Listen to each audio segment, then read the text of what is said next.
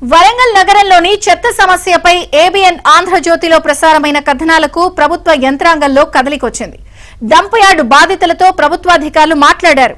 3 నెలల్లో చెత్త సమస్యకు పరిష్కారం చూపిస్తామన్నారు. దీంతో ఏబిఎన్ ఆంధ్రజ్యోతి కథనాలపై డంప్ యార్డ్ బాధితులు హర్షం వ్యక్తం చేశారు. అయితే పూర్తి స్థాయిలో డంప్ యార్డు తరలించే వరకు ఉద్యమం ఆగదని కూడా ప్రకటించారు. వారి కష్టాలకు ఏబిఎన్ ఆంధ్రజ్యోతి గొంతు కలిపింది. ప్రజారోగ్యాన్ని పాడు చేసే డంప్ యార్డుపై వరుస కథనాలు ప్రసారం చేస్తోంది.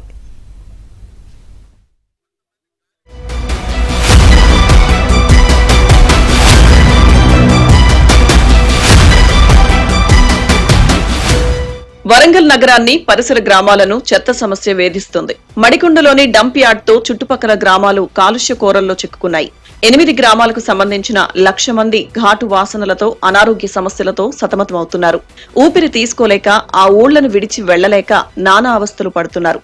చెత్తగుట్టలు పెరిగిపోయి అందులో నుంచి వచ్చే పొగతో చుట్టుపక్కల గ్రామాల ప్రజలు తీవ్ర ఇబ్బందులు పడుతున్నారు. డంప్ యార్డ్ సమస్యను పరిష్కరించాలని దశాబ్ద కాలంగా వేడుకుంటున్నారు.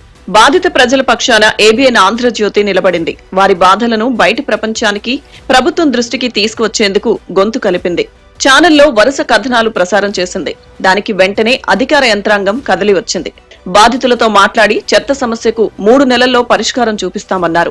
మేము ఏదైతే స్మోక్ వస్తుందో, ఏవైతే వస్తుందో వాటన్నిటిని కూడా ఇమీడియట్ గా అరెస్ట్ చేయడానికి స్టాఫ్ డిప్యూటీ చేసుకుంటూ, బంక్స్ డిప్యూటీ చేసుకుంటూ, వాటర్ ట్యాంక్ డిప్యూటీ చేసుకుంటూ చేస్తాము.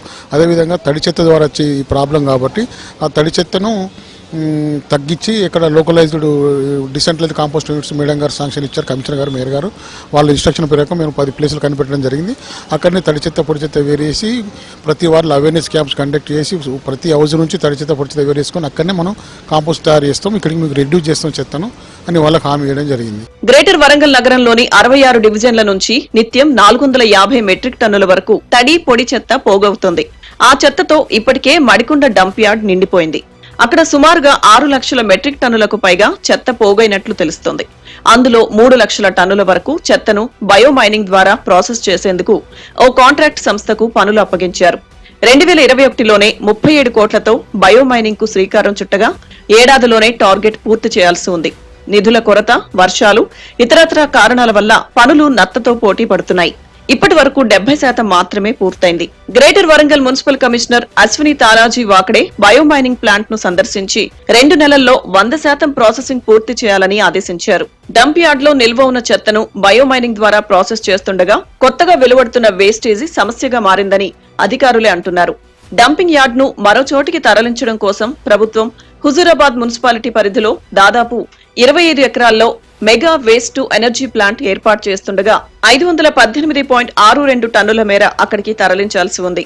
ప్రక్రియ స్టార్ట్ అయితే వరంగల్లో డంప్ యార్డ్ సమస్యకు పరిష్కారం దొరికే ఛాన్స్ ఉందని అధికారులు చెబుతున్నారు. కానీ ఆ ప్రక్రియ ఇంకా కాగితాలకే పరిమితం కావడం, కొత్త యార్డ్ల ఏర్పాటు ప్రక్రియ కూడా ముందుకు సాగకపోవడంతో మడికొండ డంప్ యార్డ్ లో చెత్త గుట్టలను తలపిస్తుంది. గ్రేటర్ వరంగల్ నుంచి చెత్తను రాంపూర్ వద్ద డంప్ యార్డ్ కు తరలించడం సమస్యగా మారిందని, అందుకే డంపింగ్ యార్డ్ ను తరలించడం కోసం హుజూరాబాద్ వద్ద స్థల పరిశీలన చేస్తున్నామని కూడా చైర్మన్ చెబుతున్నారు. డంపింగ్ యార్డ్ ఉందో దానికి ఆల్రెడీ మన వరంగల్ కరీంనగర్ మధ్యన ఒక ఏరియా అదేలాడుతుండ్రు. ఒకసారి అది ఫైనల్ అయిపోతే కరీంనగర్కి వరంగల్కి అది కామన్ డంపింగ్ ఉంటుంది. అక్కడ పవర్ ప్లాంట్ పెట్టి ఆ చెత్తతోని పవర్ జనరేషన్ కోసం ఆల్రెడీ ప్రపోజల్స్ రెడీ అవుతున్నాయి. త్వరలో అది కూడా షిఫ్ట్ అయిపోతుంది. షిఫ్ట్ అయిపోయినాక మడికొండకు కూడా అట్లాంటి ప్రాబ్లం కూడా సార్ట్ అవుట్ అయిపోతుంది. ఏబిఎన్ స్పాట్లైట్ కథనంతో అధికార యంత్రాంగంలో కదలిక రావడంతో బాధిత గ్రామాల ప్రజలు హర్షం వ్యక్తం చేస్తున్నారు. నాయకులు ఏదో మాటిస్తున్నారు, ఎక్కడో అవుతుంది, హుజురాబాద్ అవుతున్నది అంటున్నారు, కానీ దానికి బడ్జెట్ కేటాయించేటట్లేరు.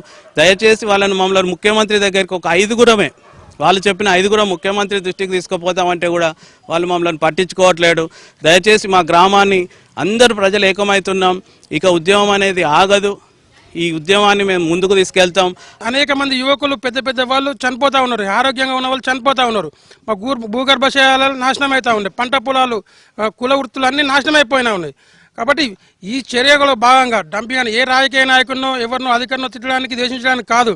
ప్రజలందరూ ఇక రాబోయే రోజుల్లో గతంలో చేసిన దానికంటే ఉధృతంగా ఉద్యమాన్ని నిరూపించి మా సమస్యను శాంతియుతంగా అధికారులు, రాష్ట్ర ప్రభుత్వం కదిలే విధంగా ఈ మడికొండతో పాటు చుట్టుపక్కల 6 గ్రామాల ప్రజలు ఒక తాటిపైకి వచ్చి పెద్ద ఎత్తున రాస్తారోకాలు, రిలే నిరసన దీక్షలు, చేసి మా సమస్య కోసం మేము పరిష్కారం చేసుకోవడానికి ఈ కమిటీ సభ్యులందరూ ముందుకు వస్తున్నాం. శాంతియుతంగా ఇదొక నిరంతర ప్రక్రియ అనేటువంటిది కొనసాగుతుంది.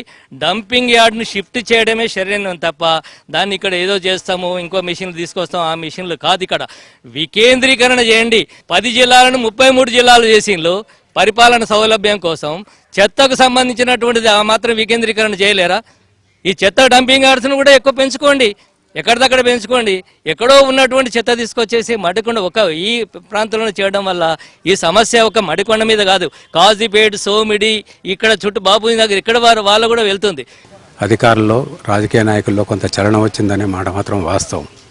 అంతకుముందు ఇది 2009 నుంచి ఇది నడుస్తుంది.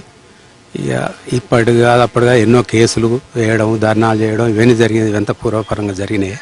మరి ఇప్పుడు వాళ్ళు ఇచ్చిన హామీలకు తదనుగుణంగా వాళ్ళు రావడం, హామీలు ఇవ్వడం చేస్తామని కమిషనర్ గారు కానీ, చైర్మన్ గారు, మేయర్ గారు కానీ వీళ్ళు రావడం జరుగుతుంది, హామీలు ఇవ్వడం జరుగుతుంది. కానీ మొట్టమొదలు ఏంటంటే ప్రభుత్వము ఏ విధంగా అయితే అభివృద్ధి చేద్దాము, ఎయిర్పోర్టు, రింగ్ రోడ్డు, తర్వాత ఈ రైల్వే వ్యాగన్ షెడ్డు, తర్వాత ఇండస్ట్రియలైజేషన్, ఇవన్నిటికీ పూనుకున్నది చాలా సంతోషమైన విషయం.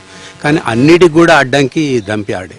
అయ్యా అధికారులారా, ప్రజాప్రతినిధులారా, ఆల్రెడీ మార్చి రానే వచ్చింది. ఇక మేము ఊకునేది లేదు. సామవేగ దాన దండోపాల్యం అంటారు.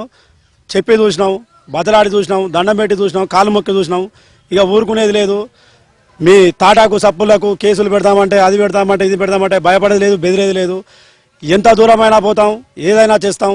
మా ప్రాణాలను కోల్పోయినా సరే రేపటి మా భావి తరాలకు, మా పిల్లలకు మేము ఒక స్వచ్ఛమైన గాలిని, స్వచ్ఛమైన ప్రకృతిని అందించాలనే మంచి ఉద్దేశంతో మేము ముందుకు పోవడం జరుగుతుంది. అయితే సమస్యకు పూర్తి స్థాయిలో పరిష్కారం దొరికే వరకు బాధితులు పోరాడుతామంటున్నారు. ఆ మేరకు కార్యాచరణ సిద్ధం చేసుకుంటున్నారు. రాజకీయ పార్టీలకు అతీతంగా ప్రజలు ఏకమైన ఈ ప్రజా ఉద్యమానికి ఏబిఎన్ గొంతు కలిపింది.